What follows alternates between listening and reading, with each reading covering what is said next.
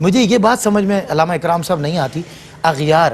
ہمارے فرائض و واجبات، ہمارے یہ جو ہمارا ریلیجس کلچر ہے، آپ اکثر ماشاءاللہ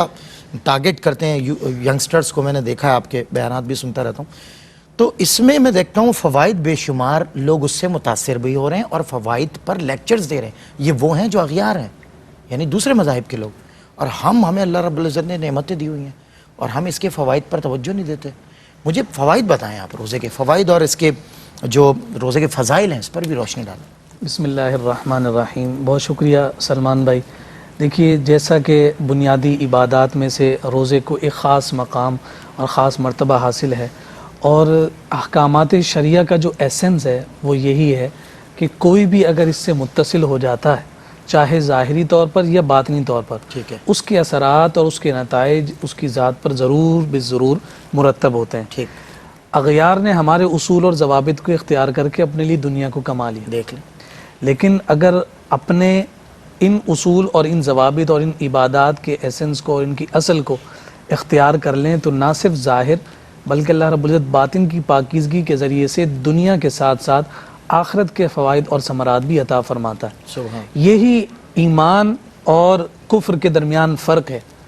کہ جو پریکٹس ہے، اگر کوئی صاحب ایمان کرتا ہے تو وہ اس کے ساتھ اپنی آخرت کو بھی سرخرو کر رہا ہوتا ہے، یعنی دو فائدے ہیں اس جی۔ لیکن ایک شخص ہے کہ جو صرف پریکٹس کر رہا ہے لیکن صاحب ایمان نہیں، تو صرف اس کی وہ ایک مشق ہے، ایک ایکسرسائز ہے، لیکن ظاہری سی بات ہے کہ جو ہے جا کر جاگنگ کرے گا تو اس کے اثر مسلمان کو بھی ہیں، جسمانی اور غیر مسلم کو بھی ہیں۔ لیکن مسلمان کے لیے چونکہ نیت المؤمن خیر من عمل ہی قرار دیا گیا،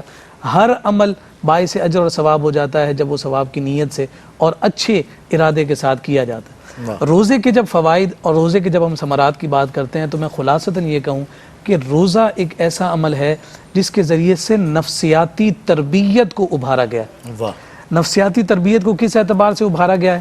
اب یہ دیکھیے کہ انسان جب جسم اور روح کا ایک مجسمہ بنا اور دونوں کا اختلاط ہوا تو یہ انسان کا وجود سامنے آیا، صحیح، لیکن اس کی جو اصل ہے یا اس کا جو بیک گراؤنڈ ہے وہ اس کی روح ہے۔ اسپرٹ، روح کو اللہ رب العزت نے غذا سے پاک رکھا،